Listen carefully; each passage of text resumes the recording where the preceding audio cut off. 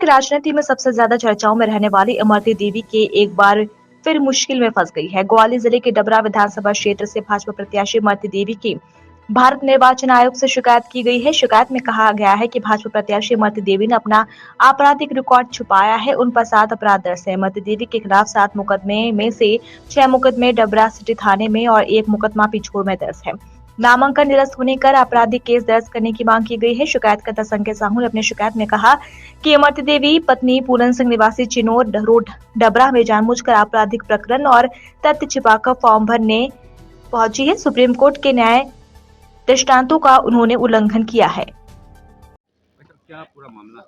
कितने अपराध दर्ज? निर्वाचन आयोग दिल्ली, भोपाल और माननीय श्री अक्षय कुमार सिंह जी, जिला निर्वाचन अधिकारी जी को एक मामला संज्ञान में लाया गया है, एक आवेदन दिया गया है, जिसमें डबरा विधानसभा 19 से भारतीय जनता पार्टी की प्रत्याशी श्रीमती इमरती देवी के द्वारा है ना, जो 2023 में होने वाले विधानसभा चुनाव है, उसमें अपनी आपराधिक प्रकरणों की जानकारी छुपाई गई है।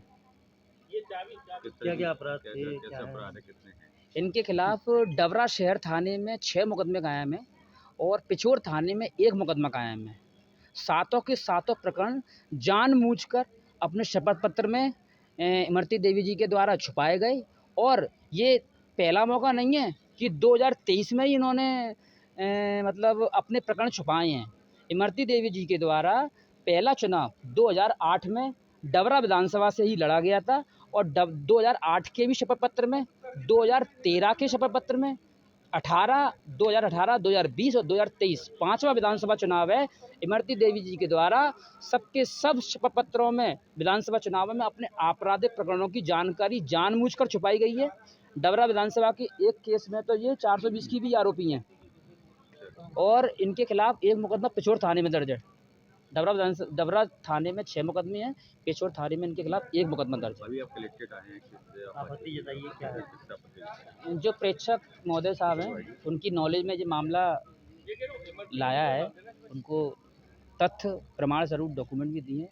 जो भी शासन नियमानुसार कार्रवाई करे, जैसे शासन को तत्काल कार्रवाई करनी चाहिए। उनका ये कहना है कि हम कार्रवाई करेंगे। तो क्या लगता है चुनाव लड़ पाएंगे इस बार? अब देखो, अगर चुनाव का समय चल रहा है, इलेक्शन का समय चल रहा है, इनको तत्काल ही जैसे ही कल शिकायत प्राप्त हुई, आवेदन प्राप्त हुआ, तत्काल 24 घंटे के अंदर जांच करके इनको रिपोर्ट सबमिट करनी चाहिए थी कलेक्टर साहब को और तत्काल की तत्काल कलेक्टर साहब उस पर निर्णय लेते। अब अगर जब देरी से निर्णय लेंगे या कार्रवाई नहीं करेंगे तो एक आपराधिक पृष्ठभूमि का जो व्यक्ति है वो एक तरह से विधायक बन जाएगा या नहीं भी बनेगा। जब उसने 5 बार पिछले चुनावों में जानकारी छुपा ली, इस बार वो ऐसी जानकारी छुपा लेगा। हमारा किसी से भी कोई व्यक्तिगत आपको कैसे मालूम पड़ा था? किस तरह से स्कूटी? दस्तावेज हमने सूचना के अधिकार के तहत निकलवाए। हमारा किसी व्यक्ति विशेष से कोई वो नहीं है, लेकिन हमारा बस ये है कि राजनीति में जो अपराधीकरण हो रहा है ना, जो वो रुकना चाहिए। रिपोर्ट बताए गए। कल एक वकील साहब द्वारा एक आपत्ति प्रस्तुत की गई थी एक कैंडिडेट के खिलाफ, जिसमें उनके द्वारा यह बताया गया था कि कुछ शपथ पत्र में कुछ तथ्य छुपाए गए हैं। तो चूँकि शपथ पत्रों की स्क्रूटनी एक दिन पूर्व ही हो चुकी थी, परसों ही हो गई थी और शपथ पत्र विधिमान होने से स्वीकृत किए जा चुके थे, इसलिए वर्तमान में किसी भी आपत्ति पर विचार नहीं किया जाता है। सर, उन पे 5 से 7 मामले दर्ज बताए जा रहे हैं, इसमें क्या कार्रवाई की जाएगी? मेरी जानकारी में नहीं है। ये निर्वाचन का विषय भी नहीं है। निर्वाचन का विषय रहता है कि शपथ पत्र पूर्ण होना चाहिए और पूर्ण शपथ पत्र पर उस समय समीक्षा के समय कोई आपत्ति प्रस्तुत करता है तो उस आपत्ति पर संज्ञान लेके जो भी नियमानुसार कार्रवाई है वो की जाती है।